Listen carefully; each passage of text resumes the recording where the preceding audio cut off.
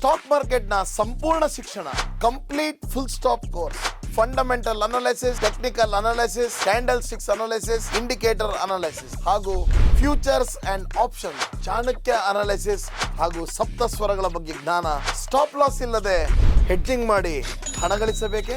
ಸಂಪರ್ಕಿಸಿ CA Dayanand Bongali, stock market training institute, Rajajinagar, first block, Bengaluru.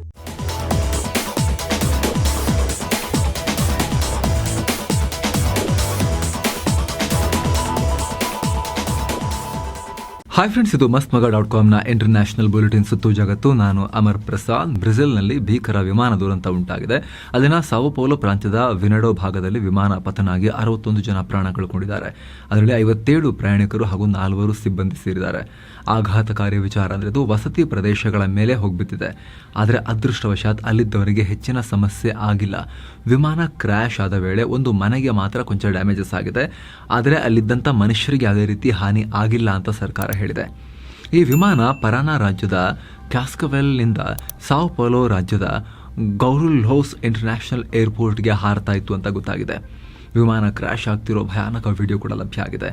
ಇದರಲ್ಲಿ ಈ ಗಾಳಿಪಟ ಯಾವ ರೀತಿ ತೇಲ್ತಾ ಹೋಗಿ ಆಮೇಲೆ ಕೆಲವೊಂದ್ಸಲ ಕಂಟ್ರೋಲ್ ತಪ್ಪಿ ಪತನ ಆಗುತ್ತೋ ಆ ರೀತಿ ವಿಮಾನ ಹೀಗೆಲ್ಲ ತೂರಾಡಿ ಬಂದು ಕೆಳಗೆ ಬಿದ್ದುಬಿಟ್ಟಿದೆ. ಇಡೀ ವಿಮಾನ ನುಚ್ಚುನೂರಾಗಿದೆ. ಟ್ವಿನ್ ಎಂಜಿನ್ ವಿಮಾನ ಇದಾಗಿದ್ದು ಸುಮಾರು 17,000 ಅಡಿಗಳಿಂದ ಬಿದ್ದಿದೆ ಅಂತ ಗೊತ್ತಾಗಿದೆ. ಇನ್ನು ಘಟನೆ ನಡೆದ ಈ ಭಾಗದಲ್ಲಿ ಹವಾಮಾನ ಪರಿಸ್ಥಿತಿ ಸರಿ ಇರಲಿಲ್ಲ, ಹಾಗಾಗಿ ಈ ಪತನ ಆಗಿದೆ ಅಂತ ಹೇಳಲಾಗ್ತಿದೆ. ಆದರೆ ನಿಖರ ಕಾರಣ ಇನ್ನಷ್ಟೇ ಸ್ಪಷ್ಟವಾಗಬೇಕಾಗಿದೆ. ಘಟನೆ ಕುರಿತು ಸ್ಥಳೀಯ ಸರ್ಕಾರ ತನಿಖೆ ನಡೆಸ್ತಾ ಇದೆ. ಈ ಘಟನೆಗೆ ಬ್ರೆಜಿಲ್ ಅಧ್ಯಕ್ಷ ಲೂಯಿಸ್ ಇನಾಸಿಯೋ ಲುಲಾ ಡಿ ಸಿಲ್ವಾ ಸಂತಾಪ ವ್ಯಕ್ತಪಡಿಸಿದ್ದಾರೆ. ಮತ್ತೊಂದು ಕಡೆ ಬಾಂಗ್ಲಾದಲ್ಲಿ ಪ್ರತಿಭಟನೆಗಳು ಮತ್ತೆ ಭುಗಿಲೆದ್ದಿವೆ. ಹಸೀನಾರನ್ನ ಕೆಳಗಿಳಿಸಿದ ಪ್ರತಿಭಟನಾಕಾರರು ಈಗ ಸುಪ್ರೀಂ ಕೋರ್ಟ್ ಜಡ್ಜ್ ವಿರುದ್ಧ ಸಿಡಿದು ನಿಂತಿದ್ದಾರೆ. ಸುಪ್ರೀಂ ಕೋರ್ಟ್ನಲ್ಲಿರೋ ಎಲ್ಲ ಜಡ್ಜ್ಗಳು, ಅದು ಮುಖ್ಯ ನ್ಯಾಯಮೂರ್ತಿಯೂ ಸೇರಿದಂತೆ ಎಲ್ಲರೂ ರಾಜೀನಾಮೆ ಕೊಡಬೇಕು ಅಂತ ಬೀದಿಗೆ ಧುಮುಕಿದ್ದಾರೆ. ಇದು ಹಸೀನಾ ಕಾಲದಲ್ಲಿ ನೇಮಕ ಆದವರಲ್ವಾ, ಆ ರೀತಿ ರೊಚ್ಚಿಗೆದ್ದು ಬಿಟ್ಟಿದ್ದಾರೆ. ಸಾವಿರಾರು ಪ್ರತಿಭಟನಾಕಾರರು, ಅದರಲ್ಲಿ ಹೆಚ್ಚಿನವರು ವಿದ್ಯಾರ್ಥಿಗಳಿದ್ದಾರೆ. ಇವರು ಬಾಂಗ್ಲಾದೇಶದ ಸುಪ್ರೀಂ ಕೋರ್ಟ್ನ ಸುತ್ತುವರೆದು ಮುಖ್ಯ ನ್ಯಾಯಮೂರ್ತಿ ತಕ್ಷಣ ಅಂದರೆ 1 ಗಂಟೆಯಲ್ಲೇ ರಾಜೀನಾಮೆ ಕೊಡಬೇಕು ಅಂತ ಆಗ್ರಹ ಮಾಡಿದ್ದಾರೆ. ಇದರ ಬೆನ್ನಲ್ಲೇ ಚೀಫ್ ಜಸ್ಟಿಸ್ ಒಬೈದುಲ್ಲಾ ಹಸನ್ ತಲೆಮರೆಸ್ಕೊಂಡಿದ್ದಾರೆ, ಕದ್ಕೂತ್ಕೊಂಡಿದ್ದಾರೆ. ಅವರು ಎಲ್ಲಿಗೆ ಹೋದ್ರು ಅನ್ನೋದೇ ಯಾರಿಗೂ ಕೂಡ ಗೊತ್ತಿಲ್ಲ ಅಂತ ಮಾಧ್ಯಮಗಳು ರಿಪೋರ್ಟ್ ಮಾಡಿವೆ. ಇದಕ್ಕೆ ಕಾರಣ ಏನು ಅಂದರೆ, ಇದ್ದಕ್ಕಿದ್ದ ಹಾಗೆ ಸುಪ್ರೀಂ ಕೋರ್ಟ್ನ ನ್ಯಾಯಾಧೀಶರು ಸಭೆ ಮಾಡಿದ್ರಂತೆ. ಹೊಸ ಸರ್ಕಾರವನ್ನು ಕೇಳದೆ ನೀವೇ ಸಭೆ ಯಾಕೆ ಮಾಡ್ಕೊಂಡ್ರಿ ಜಡ್ಜ್ಗಳು ಅಂತ ಈ ರೀತಿ ಅವ್ರ ಮೇಲೆ ಪ್ರೆಷರ್ ಹಾಕಲಾಗ್ತಾ ಇದೆ. ಅಲ್ಲದೆ ಬಾಂಗ್ಲಾದಲ್ಲಿ ನಡೀತಾ ಇರೋ ಹಿಂಸಾಚಾರದಿಂದ ಪೊಲೀಸರು ಕೂಡ ಭಯಭೀತರಾಗಿ ತಮ್ಮ ಪೊಲೀಸ್ ಕೆಲಸವನ್ನು ಬಿಟ್ಟು ಓಡ್ ಹೋಗ್ತಿದ್ದಾರೆ ಅನ್ನೋ ಮಾಹಿತಿ ಸಿಗ್ತಾ ಇದೆ. ಅಂದರೆ ಹಿಂಸಾಚಾರ ಅಷ್ಟೊಂದು ಉಗ್ರ ರೂಪಕ್ಕೆ ಹೋಗ್ತಾ ಇದೆ. ಕಂಡಲ್ಲಿ ಸರ್ಕಾರಿ ಕಟ್ಟಡ ಸೇರಿದಂತೆ ಪೊಲೀಸ್ ಸ್ಟೇಷನ್ಗಳಿಗೆ ಬೆಂಕಿ ಇಡ್ತಿದ್ದಾರೆ. ಹಸೀನಾ ಕಾಲದ ಎಲ್ಲವನ್ನ ಸುಟ್ಟಾಕೋ ಪ್ರಯತ್ನ ನಡೆಸಲಾಗ್ತಾ ಇದೆ. ಇದರಿಂದ ಕಂಗಾಲಾಗಿರೋ ಪೊಲೀಸರು ದಿಕ್ಕು ತೋಚದೆ ಠಾಣೆ ಬಿಟ್ಟು ಪರಾರಿ ಆಗ್ತಿದ್ದಾರೆ. ಇನ್ನೊಂದು ಕಡೆ ದೇಶ ಬಿಟ್ಟು ಭಾರತದಲ್ಲಿರೋ ಮಾಜಿ ಪ್ರಧಾನಿ ಶೇಖ್ ಹಸೀನಾರನ್ನ ಮತ್ತೆ ಬಾಂಗ್ಲಾಗೆ ಕರ್ಕೊಂಡ್ಬರ್ಬೇಕು, ಅವ್ರನ್ನ ಅರೆಸ್ಟ್ ಮಾಡಬೇಕು ಅಂತ ಬಾಂಗ್ಲಾದಲ್ಲಿ ಕೂಗು ಜೋರಾಗ್ತಾ ಇದೆ. ಅಲ್ಲಿನ ವಿದ್ಯಾರ್ಥಿ ನಾಯಕ, ಹೊಸ ಸರ್ಕಾರದ ಭಾಗವೂ ಆಗಿರೋ ನಹೀದ್ ಇಸ್ಲಾಂ ಈ ಕುರಿತು ಮಾತನಾಡಿದ್ದಾರೆ. ದೇಶದಲ್ಲಿ ಹಸೀನಾ ಅಧಿಕಾರದಲ್ಲಿದ್ದಾಗ ಗಲಭೆ ಆಗಿದೆ, ಹೀಗಾಗಿ ಹಸೀನಾ ವಿಚಾರಣೆಯನ್ನ ಎದುರಿಸಲೇಬೇಕು. ದೇಶದಲ್ಲಿ ಹಿಂಸಾಚಾರ ನಡೆದಾಗ ಅನೇಕ ಜನ ಪ್ರಾಣವನ್ನ ಕಳ್ಕೊಂಡಿದ್ದಾರೆ. ನಾವಿದಕ್ಕೆ ನ್ಯಾಯ ಕೇಳ್ತಾ ಇದ್ದೀವಿ. ಇದು ನಮ್ಮ ಪ್ರಮುಖ ಕ್ರಾಂತಿಯ ಬೇಡಿಕೆಗಳಲ್ಲೊಂದು. ಗಲಭೆ ವೇಳೆ ಹಸೀನಾ ಯಾಕೆ ದೇಶ ಬಿಟ್ಟು ಹೋದ್ರು ಅನ್ನೋ ಕುತೂಹಲ ಕೂಡ ನನಗಿದೆ. ಹೀಗಾಗಿ ಅವರು ದೇಶಕ್ಕೆ ವಾಪಸ್ ಬರದೇ ಇದ್ರೆ ಅದಕ್ಕೆ ನಾವೇನು ಮಾಡಬೇಕು ಅಂತ ಕಾನೂನು ಹೋರಾಟ ಮಾಡ್ತೀವಿ, ಅವ್ರನ್ನ ಅರೆಸ್ಟ್ ಮಾಡಬೇಕಾಗಿದೆ ಅಂತ ಹೇಳಿದ್ದಾರೆ. ಹಾಗೆ ಬಾಂಗ್ಲಾದಲ್ಲಿ ನಡೆದ ಕ್ಷಿಪ್ರ ಕ್ರಾಂತಿಯಲ್ಲಿ ಈತನದು ಮೇನ್ ರೂಲ್ ಇದೆ. ಸದ್ಯ ಬಾಂಗ್ಲಾದಲ್ಲಿ ಬಂದಿರೋ ಮಧ್ಯಂತರ ಸರ್ಕಾರದಲ್ಲಿ ಈತ ಮಂತ್ರಿ ಕೂಡ ಹೌದು, ಈ ನಹೀದ್. ಹೀಗಾಗಿ ಈತನ ಹೇಳಿಕೆ ಮಹತ್ವ ಪಡ್ಕೊಳ್ತಾ ಇದೆ. ಇನ್ನು ಹಸೀನಾರಿಗೆ ಆಶ್ರಯ ಕೊಟ್ಟ ಭಾರತಕ್ಕೆ ಹಸೀನಾ ಪುತ್ರ ಸಾಜಿದ್ ವಾಜೆದ್ ಜಾಯ್ ಧನ್ಯವಾದ ಹೇಳಿದ್ದಾರೆ. ಬಾಂಗ್ಲಾ ಬಿಟ್ಟ ನನ್ನ ತಾಯಿಯ ಜೀವ ಉಳಿಸಿದ ಭಾರತಕ್ಕೆ ಧನ್ಯವಾದ ಅಂತ ಹೇಳಿದ್ದಾರೆ.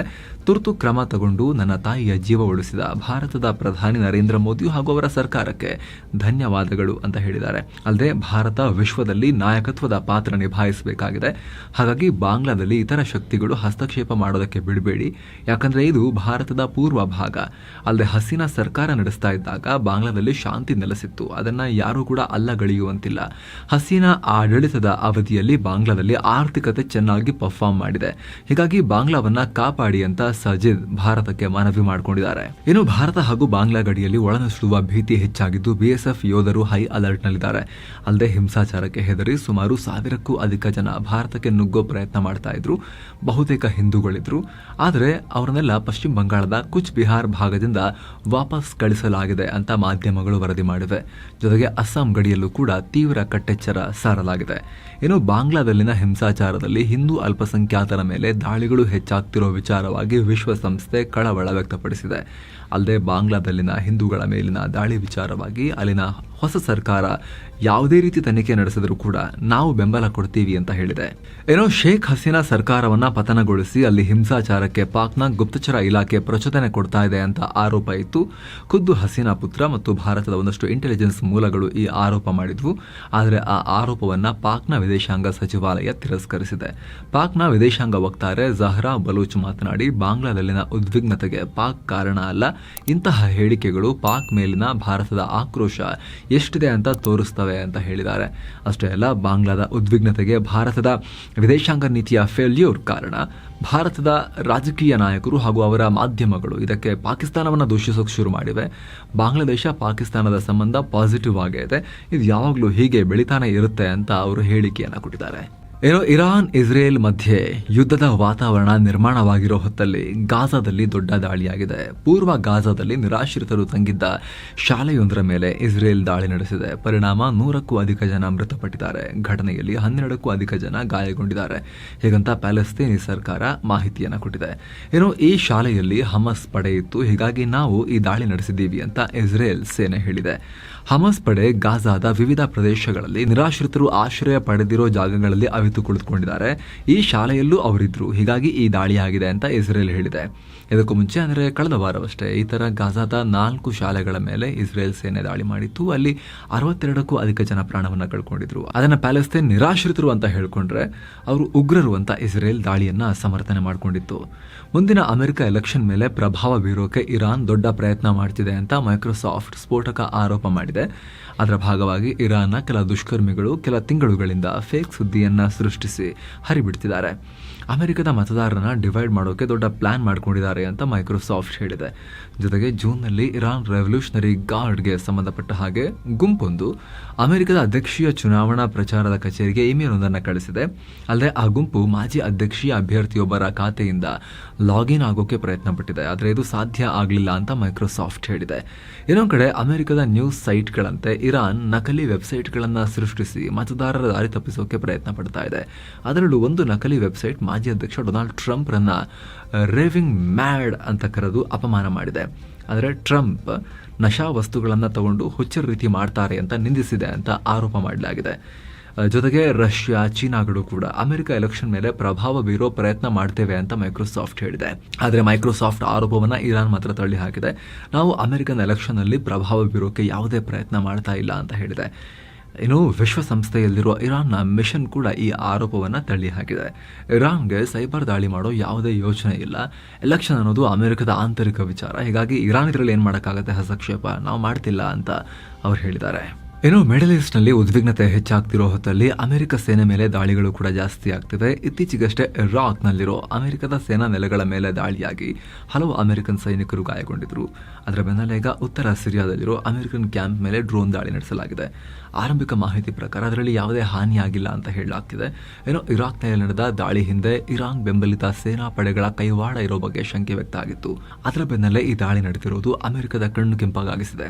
ಒಂದ್ ಕಡೆ ಇರಾನ್ ಹಾಗೂ ಅದರ ಬೆಂಬಲಿತ ಗುಂಪುಗಳು ಸೇರಿ ಇಸ್ರೇಲ್ ಮೇಲೆ ಆಕ್ರಮಣಕಾರಿ ದಾಳಿ ನಡೆಸಬಹುದು ಅಂತ ಹೇಳಲಾಗ್ತಿದೆ. ಅತ್ತ ಅಮೆರಿಕ ಇಸ್ರೇಲ್ಗೆ ಬೆಂಗಾವಲಾಗಿ ನಿಲ್ತೀವಿ ಅಂತ ಹೇಳ್ಕೊಂಡಿದೆ. ಅದೇ ಟೈಮ್ನಲ್ಲಿ ಮಿಡಲ್ ಈಸ್ಟ್ನಲ್ಲಿರುವ ಅಮೆರಿಕದ ಸೇನಾ ಘಟಕಗಳ ಮೇಲೆ ದಾಳಿ ನಡೆಯುತ್ತಿರುವುದು ಈ ಭಾಗದ ಉದ್ವಿಗ್ನತೆಯನ್ನು ಜಾಸ್ತಿ ಮಾಡಿದೆ. ಅಂದಹಾಗೆ ಸಿರಿಯಾದಲ್ಲಿ ಸದ್ಯ 900 ಅಮೆರಿಕನ್ ಸೈನಿಕರಿದ್ದರೆ ಇರಾಕ್ನಲ್ಲಿ 2500 ಅಮೆರಿಕನ್ ಸೈನಿಕರು ಕೆಲಸ ಮಾಡ್ತಿದ್ದಾರೆ. ಇನ್ನೊಂದು ಕಡೆ ಇಸ್ರೇಲ್ ಮೇಲೆ ದಾಳಿ ಮಾಡಬೇಕಾ ಬೇಡವಾ ಅನ್ನೋ ಬಗ್ಗೆ ಇರಾನ್ನಲ್ಲೇ ಒಡಕು ಉಂಟಾಗಿದೆ. ಇರಾನ್ನ ಹೊಸ ಅಧ್ಯಕ್ಷ ಪೆಜೆಶ್ಕಿಯಾನ್ ಹಾಗೂ ರೆವಲ್ಯೂಷನರಿ ಗಾರ್ಡ್ ನಡುವೆ ಅಸಮಾಧಾನ ಎದ್ದಿದ್ದು, ಅಧ್ಯಕ್ಷ ದಾಳಿ ಬೇಡ ಅಂತ, ಇರಾನ್ ರೆವಲ್ಯೂಷನರಿ ಗಾರ್ಡ್ ಅವರ ಸೇನಾಪಡೆ ದಾಳಿ ಮಾಡಬೇಕು ಅಂತ. ಆ ರೀತಿ ಹಗ್ಗಜಗ್ಗಾಟ ಆಗ್ತಿದೆಯಂತೆ. ಹೀಗಾಗಿ ಇರಾನ್ನಲ್ಲಿ ಇಸ್ರೇಲ್ ಮೇಲಿನ ಪ್ರತಿದಾಳಿಗೆ ಸಂಬಂಧಪಟ್ಟಂತೆ ಡಿಲೇ ಆಗ್ತಿದೆ ಅಂತ ಅಂತಾರಾಷ್ಟ್ರೀಯ ಮಾಧ್ಯಮಗಳು ವರದಿ ಮಾಡಿವೆ. ಇನ್ನು ಚಾಕು ಹಾಕಿರೋ ಪ್ರಕರಣಕ್ಕೆ ಸಂಬಂಧಪಟ್ಟಂತೆ ಬ್ರಿಟನ್ನಲ್ಲಿ ನಡೀತಾ ಇರೋ ಹಿಂಸಾಚಾರದ ಕುರಿತಂತೆ ಇದೇ ಮೊದಲ ಬಾರಿಗೆ UK ರಾಜ ಮಾತನಾಡಿದ್ದಾರೆ. ದೇಶದಲ್ಲಿ ಗಲಭೆಗೆ ಅವಕಾಶ ಇಲ್ಲ, ಈ ನಿಟ್ಟಿನಲ್ಲಿ ಪೊಲೀಸರ ಕಾರ್ಯವನ್ನ ಮೆಚ್ಚುತ್ತೀವಿ ಅಂತ ಚಾರ್ಲ್ಸ್ ಹೇಳಿದ್ದಾರೆ ಕಿಂಗ್. ಇನ್ನು ಇತ್ತೀಚೆಗೆ ರಷ್ಯಾದ ಒಳಗ್ನುಗ್ಗಿ ಸುಮಾರು 1,000 ಯುಕ್ರೇನ್ ಸೈನಿಕರು ದಾಳಿ ಮಾಡಿದ್ರು. ರಷ್ಯಾ ಟೆರಿಟರಿಯ ಕ್ರಸ್ಕ್ ಪ್ರದೇಶದಲ್ಲಿ 30 ಕಿಲೋಮೀಟರ್ ಒಳಗ್ ತನಕ ನುಗ್ಗಿ ದಾಳಿ ಮಾಡಿದ್ರು. ಇದರ ಬೆನ್ನಲ್ಲೇ ರಷ್ಯಾ ಹೆಚ್ಚುವರಿ ಸೈನಿಕರನ್ನ ಆ ಭಾಗದಲ್ಲಿ ನಿಯೋಜನೆ ಮಾಡಿದೆ. ಅಲ್ಲದೆ ಹೆಚ್ಚಿನ ಆಯುಧಗಳನ್ನ ಕೂಡ ನಿಯೋಜನೆ ಮಾಡಿದೆ. ಪುಟಾಣಿ ದ್ವೀಪ ರಾಷ್ಟ್ರಗಳ ಮೇಲೆ ಆಗಾಗ ದಬ್ಬಾಳಿಕೆ ನಡೆಸೋ ಚೀನಾ ಈಗ ಮತ್ತೆ ತನ್ನ ಪುಂಡಾಟವನ್ನ ಮುಂದುವರೆಸಿದೆ. ತೈವಾನ್ ಗಡಿಯಲ್ಲಿ 28 ಚೈನೀಸ್ ಏರ್ಕ್ರಾಫ್ಟ್ಗಳು ಹಾಗೂ 10 ನೌಕಾ ಹಡಗುಗಳು ಅಕ್ರಮವಾಗಿ ಸಂಚಾರ ನಡೆಸಿವೆ ಅಂತ ತೈವಾನ್ ಕಳವಳ ವ್ಯಕ್ತಪಡಿಸಿದೆ. ಜಪಾನ್ನಲ್ಲಿ ಮತ್ತೆ ಭೂಕಂಪ ಉಂಟಾಗಿದೆ. ಅಲ್ಲಿನ ಉತ್ತರ ಭಾಗದಲ್ಲಿ ಉಂಟಾಗಿರೋ ಈ ಭೂಕಂಪನದಲ್ಲಿ 6.8 ತೀವ್ರತೆ ದಾಖಲಾಗಿದೆ. ಆದರೆ ಸದ್ಯ ಯಾವುದೇ ಸುನಾಮಿ ಅಲೆ ಏಳೋ ಸಾಧ್ಯತೆ ಇಲ್ಲ ಅಂತ ಸ್ಥಳೀಯ ಹವಾಮಾನ ಇಲಾಖೆ ಹೇಳಿದೆ. ಇನ್ನು ಘಟನೆಯಲ್ಲಿ ಸಾವು ನೋವು, ಆಸ್ತಿಪಾಸ್ತಿ ಹಾನಿಯಾಗಿರೋ ಬಗ್ಗೆ ಇನ್ನಷ್ಟೇ ಮಾಹಿತಿ ಸಿಗಬೇಕಾಗಿದೆ. ಸೊ ಫ್ರೆಂಡ್ಸ್, ಇದಾಗಿತ್ತು ಇವತ್ತಿನ ಜಗತ್ತಿನ ಸುತ್ತಾಟ. ಮತ್ತೆ ಭೇಟಿ ಆಗ್ತಿರೋಣ. ನಮಸ್ತೆ.